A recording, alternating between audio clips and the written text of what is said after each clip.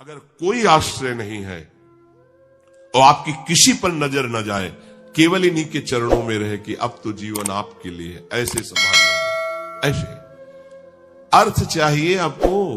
दोस्तों, राधे राधे बोलते रहें और बाबा जी के प्रवचन को आगे बढ़ाते रहें और सुनते रहें।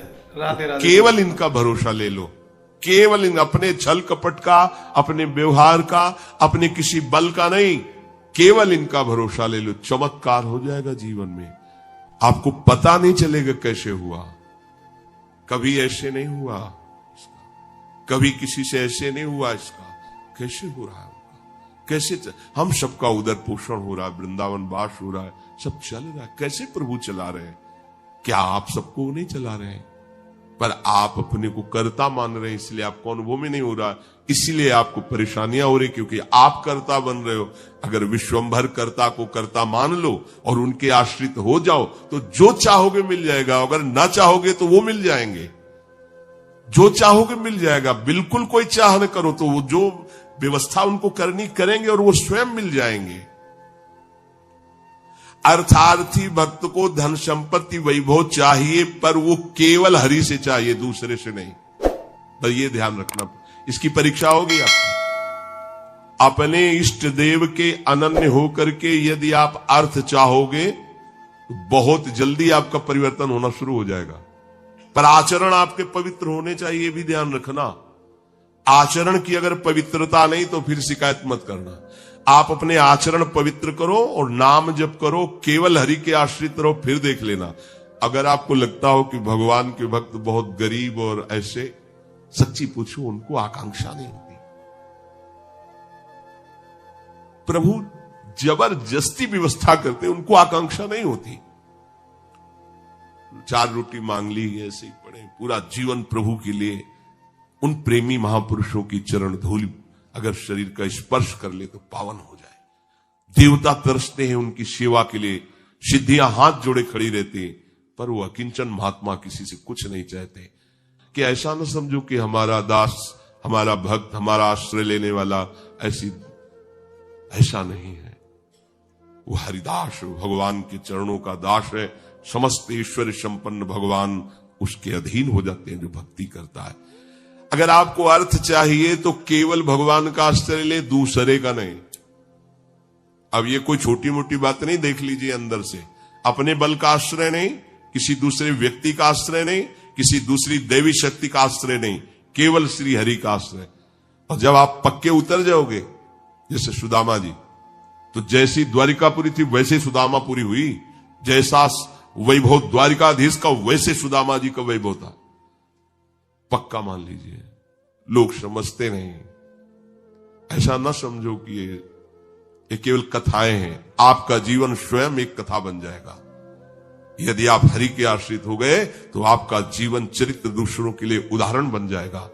पर निष्ठा चाहिए। कई कई दिन भूखे रहे सुदामा जी।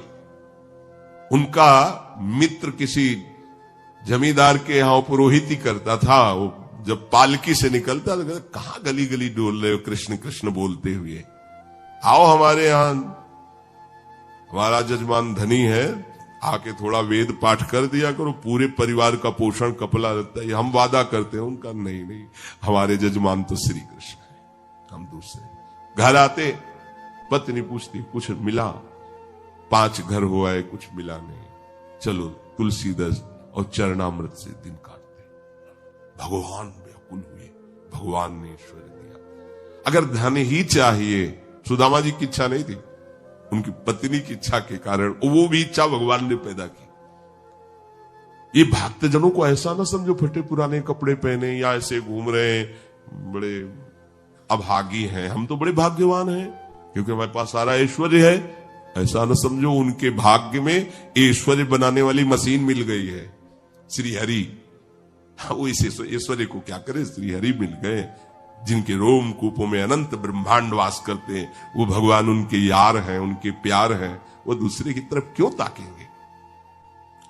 और जिज्ञासु जो जानना चाहता है, भगवान को केवल भगवान ही जानते, दूसरा नहीं जानता।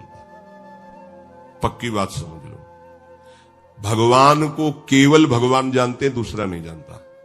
बोले संत महात्मा, इनको भगवान ने जना दिया तो ये भगवान के स्वरूप हो गए। सोई जाने जिह देहु जनाई, और जानत तुम्हें तुम्हें हो जाई। जानत तुम्हें हो जाई। अब वो ढांचा केवल बाहर से दिखाई देता है, मनुष्याकृति, पर अंदर वो ब्रह्मविद ब्रह्मवि भवति। भगवान को जान करके वे भगवत स्वरूप हो जाते हैं। जानत तुम्हें हो जाई। जानने के लिए एकमात्र भगवान का आश्रय लो। अगर तुम्हें जानना है संसार क्या है, भगवान क्या है, मेरा स्वरूप क्या है, तो एकमात्र अंदर से श्री हरि का आश्रय लो। वो तुम्हें गुरु रूप से मिल जाएंगे। बस उनकी आज्ञा का पालन करो तो जो गुरु है वही शिष्य हो जाता है। शिष्य की पूर्णता गुरु स्वरूप में स्थित हो जाना, भेद खत्म हो जाना, अभेद हो जाना। जो गुरु है वही शिष्य का हृदय हो जाता है। ढांचा दो दिखाई देंगे, अब गुरु शिष्य में किंचन मात्र भेद नहीं रहा, अभेद स्थिति को प्राप्त हो गया। यही गुरु के वचन पालन करने का फल है। जानत तुम्हें हो जाई, वो इष्ट स्वरूप हो जाता है, वो गुरु स्वरूप हो जाता है। ज्ञानी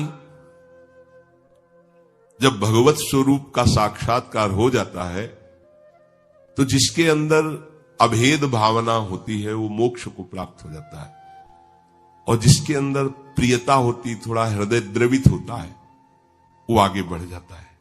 उसके अंदर फिर दास्य शक्य वात्सल्य आदि भावों का प्रेम जागृत होता है। ये मोक्ष से भी स्वादिष्ट है। जो मोक्ष सुखानुभव करने वाले बड़े बड़े महापुरुष हुए, उनके अनुभव निकले जब इस प्रेम का रसास्वादन किया। जैसे भगवान के ही स्वरूप से सुखदेव जी, जब लालजू की रूप माधुरी श्रवणेन्द्री से गई, और वो तो सिद्ध महापुरुष हैं, जैसा शब्द सुन रहे वैसे ही भाव में रूप जागृत हो रहा है। उनको कोई ध्यान थोड़ी लगाना है।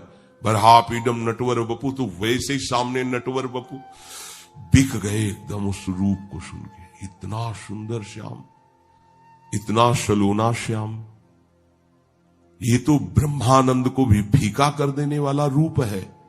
उठ खड़े हुए, 18,000 श्लोक कंठस्थ किए, श्रीमद् भागवत के 18,000 श्लोक कंठस्थ। और ये ऐसे महापुरुष हैं जो जन्म सिद्ध हैं। अपने पिता व्यास जी को स्वयं उत्तर नहीं दे रहे, वृक्ष उत्तर दे रहे हैं। सुकोहम वृक्षों से निकल रहा है। ऐसे तदात्म भाव को प्राप्त महापुरुष, अर्थात ब्रह्मानंद से भी श्रेष्ठ श्री कृष्ण का रूप रसास्वादन। मधुसूदन सरस्वती जी बंसी विभूषित करा नवनी हृदाभात, उसमें कह रहे कृष्णात् परम किमपि तत्व हम, कृष्ण से कोई बड़ा तत्व है मैं नहीं जानता। तो जो भगवान कह रहे हैं कि ज्ञानी जो भक्त है, यहां दो भाव ज्ञानी की, जिन्होंने सत्य को जान करके भगवत स्वरूप में लीन हो गए, या जो सत्य स्वरूप भगवत स्वरूप को जानकर प्रेम में लीन हो गए। प्रेम में लीन होना, अभेद होते हुए भी भेदभाव को स्वीकार करना। ये भेद मायाकृत नहीं है, ये चिदानंद भाव भेद है, भाव भेद। ये जो ज्ञान में लीन हो चुके हैं उसके आगे की बात है। इसीलिए इस भेद को वो ना जानने के कारण कहते कुछ न कुछ अविद्या बचती है, तभी भेद दिखाई देता है। ऐसा नहीं है। जिस समय स्वरूप का साक्षात्कार होता है और उसके हृदय में भक्ति का अंश होता है, भक्त को भी स्वरूप साक्षात्कार होता है। मम दर्शन फल परम अनुपा, जीव पाओ निज सहज स्वरूपा। जो ब्रह्म साक्षात्कार में स्वरूपानुभूति होती है वही भक्त को भी होती है। उसी समय उसका, वो टिक नहीं पाता वहां, उसी समय उसका आकर्षण होता है उसके आराध्य देव का, और उसकी वृत्ति उसमें लीन ना होकर उस आत्म स्वरूप को अपने आराध्य देव के रूप में देखता है, और इतनी तन्मयता हो जाती कि अपना विस्मरण हो जाता है, बस केवल आराध्य देव रह गए। अब यहां से प्रेम की दशा प्रारंभ हो जाती है।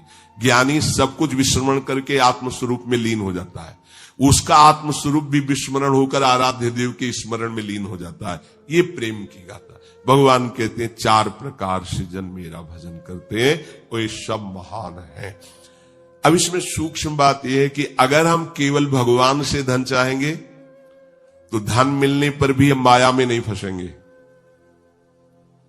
जब हम स्वयं अहंकार प्रेरित होकर के कर्म करते हुए धन कमाते हैं तो उसमें आसक्ति होती है, हम उसमें भोक्ता भाव करते हैं। और जब भगवान की तरफ से मिलता है तो प्रसाद भाव रहता है।